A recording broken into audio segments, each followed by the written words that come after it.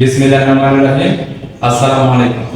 সুপ্রিয় শিক্ষার্থী বন্ধুরা, আজকে আমি তোমাদের নবম দশম শ্রেণীর রসায়ন বইয়ের দ্বিতীয় অধ্যায় পদার্থের অবস্থা, এই অধ্যায় থেকে ব্যাপন, ব্যাপন হার, ব্যাপন সময় এবং ব্যাপন সম্পর্কিত দুটি পরীক্ষা সম্পর্কে বিস্তারিত আলোচনা করব। আশা করি তোমরা সকলে আজকের এই ক্লাসটি মনোযোগ সহকারে উপভোগ করবে। তো বন্ধুরা, শুরুতে আমরা জেনে নিই ব্যাপন কি। কোনো মাধ্যমে কঠিন, তরল অথবা বায়বীয় পদার্থের স্বতঃস্ফূর্ত এবং সমভাবে ছড়িয়ে পড়ার প্রক্রিয়াকে ব্যাপন বলে। অর্থাৎ কোনো মাধ্যমে, মাধ্যম কি, যে স্থানে ব্যাপন হয় সেই স্থানকে আমরা মাধ্যম বলে থাকি। আর সেই মাধ্যমে কোনো কঠিন পদার্থ, তরল পদার্থ অথবা বায়বীয় পদার্থের স্বতঃস্ফূর্তভাবে মানে আপনি ভাবে নিজে নিজেই ছড়িয়ে পড়ার প্রক্রিয়াকে আমরা ব্যাপন বলে থাকব। আর ব্যাপন সবসময় পদার্থের উচ্চ ঘনত্বের স্থান হতে নিম্ন ঘনত্বের স্থানের দিকে ছড়িয়ে পড়ে। যেমন আমরা বলতে পারি, যদি আমরা সুগন্ধি ব্যবহার করি আর সেই সুগন্ধির গন্ধ আমাদের আশেপাশে থাকা ব্যক্তিদের কাছে আপনিভাবে পৌঁছে যায়, ফলে তারা সুগন্ধির গন্ধ অনুভব করতে পারে। আর এটি মূলত হয় ব্যাপন প্রক্রিয়া। এরকম স্বতঃস্ফূর্তভাবে যদি কোনো কঠিন, তরল এবং বায়বীয় পদার্থ চারিদিকে সমানভাবে ছড়িয়ে পড়ে, তখন সেই প্রক্রিয়াটাকে আমরা বলি ব্যাপন। আশা করি বিষয়টি তোমরা বুঝতে পেরেছ। বন্ধুরা, এবার আমরা জেনে নিই ব্যাপন হার সম্পর্কে। ব্যাপন হার কি? কোনো মাধ্যমে একক সময়ে কঠিন, তরল এবং বায়বীয় পদার্থের ছড়িয়ে পড়ার হারকে ব্যাপন হার বলে। অর্থাৎ কোনো একটি মাধ্যমে কঠিন পদার্থ, তরল পদার্থ অথবা বায়বীয় পদার্থ, এই তিনটি পদার্থের যে কোনো একটি পদার্থ একক সময়ে কতটুকু পরিমাণ ছড়িয়ে পড়ে বা ছড়িয়ে পড়তে পারে তার হারকে আমরা বলতে পারি ব্যাপন হার। একে আমরা ছোট হাতের আর দ্বারা প্রকাশ করতে পারি। এই ব্যাপন হার আর সমান আমরা লিখতে পারি ব্যাপিত পদার্থ বাই সময়। অর্থাৎ কোনো একটি পদার্থ একটি নির্দিষ্ট সময়ে কতটুকু ব্যাপিত হলো, সেই ব্যাপিত পদার্থকে আমরা যদি সময় দ্বারা ভাগ করি তাহলে আমরা পাবো ব্যাপন হার। আশা করি বিষয়টি বুঝতে পেরেছ। তো বন্ধুরা, এবার আমরা শিখব ব্যাপন সময় কি। ব্যাপন সময় কোনো মাধ্যমে কঠিন, তরল অথবা বায়বীয় পদার্থের তার সর্বোচ্চ সীমা পর্যন্ত ব্যাপিত হতে যতটুকু সময়ের প্রয়োজন হয়, ঠিক সেইটুকু সময়কে আমরা বলি ব্যাপন সময়। একে ছোট হাতে টি দ্বারা প্রকাশ করা হয়।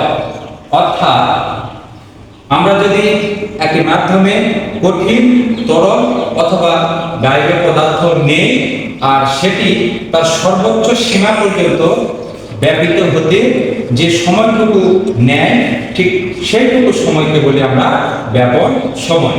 একে আমরা ছোট হাতের টি দ্বারা প্রকাশ করতে পারি আর টি সমান আমরা লিখতে পারি 1/r। অর্থাৎ ব্যাপন সময় ব্যাপন হারের ব্যস্তানুপাতিক। এর অর্থ ব্যাপন হার যত বেশি হবে ব্যাপন সময় তত কম হবে, আর ব্যাপন হার যত কম হবে ব্যাপন সময় তত বেশি হবে। আমরা উদাহরণ হিসাবে বলতে পারি, যদি আমরা দুটি পদার্থ নেই, এই দুটি পদার্থের প্রথম পদার্থটি একটি নির্দিষ্ট দূরত্ব অতিক্রম করতে 5 সেকেন্ড সময় নেয় এবং দ্বিতীয় বস্তুটি একই পরিমাণ দূরত্ব অতিক্রম করতে 8 সেকেন্ড সময় নেয়, তাহলে আমরা দেখতে পাবো প্রথম বস্তুটির ব্যাপন হার বেশি এবং দ্বিতীয় বস্তুটির ব্যাপন হার কম। কারণ একটি নির্দিষ্ট দূরত্ব দুটি বস্তুর মধ্যে দ্বিতীয় বস্তুটি সেই দূরত্ব অতিক্রম করতে বেশি সময় নিয়েছে, তাই দ্বিতীয় বস্তুটির ব্যাপন হার কম এবং প্রথম বস্তুটির ব্যাপন হার বেশি।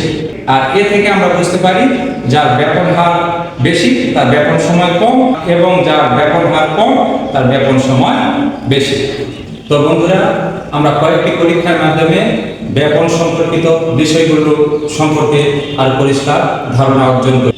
তো বন্ধুরা, আমরা প্রথম পরীক্ষণে কঠিন পদার্থের ব্যাপন সম্পর্কে বিস্তারিত জানব।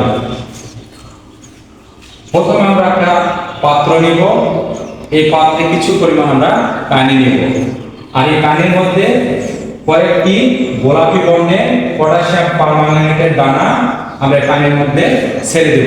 পটাশিয়াম পারম্যাঙ্গানেটের সঙ্গে KMnO4, আর এর বর্ণ গোলাপি। এই কয়েকটি পটাশিয়াম পারম্যাঙ্গানেট এই পানির মধ্যে যদি আমরা ছেড়ে দেই আর কিছুক্ষণ পর যদি আমরা পর্যবেক্ষণ করি, তাহলে দেখব এই পুরো পাত্রের পানির রং গোলাপি বর্ণ ধারণ করেছে। অর্থাৎ এ থেকে আমরা বুঝতে পারলাম যে তরল মাধ্যমে কঠিন পদার্থ পটাশিয়াম পারম্যাঙ্গানেটের ব্যাপন ঘটেছে, অর্থাৎ কঠিন পদার্থের ব্যাপন সম্ভব। আর এই পরীক্ষাটি যদি আমরা উত্তপ্ত পানি নিয়ে করতাম, তাহলে এই গোলাপি বর্ণ আরো দ্রুত ছড়িয়ে পড়বে। সুতরাং ব্যাপন হারের সাথে তাপমাত্রার একটি সম্পর্ক রয়েছে, আর সেই সম্পর্কটি হলো তাপমাত্রা বৃদ্ধি পেলে ব্যাপন হারও বৃদ্ধি পায়, আর তাপমাত্রা যদি হ্রাস পায় তাহলে ব্যাপন হারও হ্রাস পায়। আশা করি বিষয়টি তোমরা সকলে বুঝতে পেরেছ।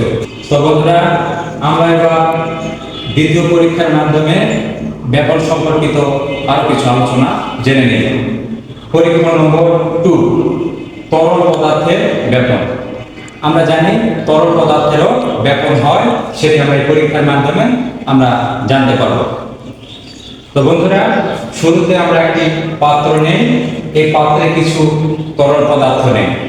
এই তরল পদার্থের মধ্যে আমরা কিছু নীলের দ্রবণ ছেড়ে দিই। কিছুক্ষণ পর আমরা দেখতে পাবো এই নীলের দ্রবণের নীল বর্ণ পুরো পাত্রের পানির মধ্যে ছড়িয়ে পড়েছে। এর থেকে আমরা বুঝতে পারলাম যে তরল মাধ্যমে তরল পদার্থের ব্যাপন হয়। আর বন্ধুরা, নীলের সংকেত হচ্ছে CuSO4.5H2O, অর্থাৎ 5 ইউনিট পানিযুক্ত কপার সালফেটকে আমরা নীল বলি। আর নীলের সাথে পানি মিশ্রিত করলে যেটি আমরা পাবো তাকে আমরা বলি নীলের দ্রবণ। আর এই নীলের দ্রবণকে যদি আমরা এই পাত্রের মধ্যে ছেড়ে দিই, তাহলে পুরো পাত্রের পানি অল্প কিছুক্ষণের মধ্যে নীল হয়ে যাবে।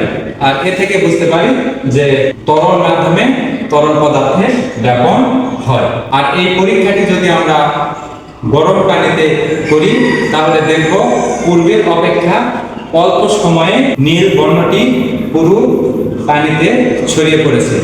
এ থেকে আমরা বুঝতে পারলাম যে তাপমাত্রা বাড়লে তরল পদার্থেরও ব্যাপন হার বেশি হয়, আর তাপমাত্রা হ্রাস করলে তরল পদার্থের ব্যাপন হ্রাস পায়।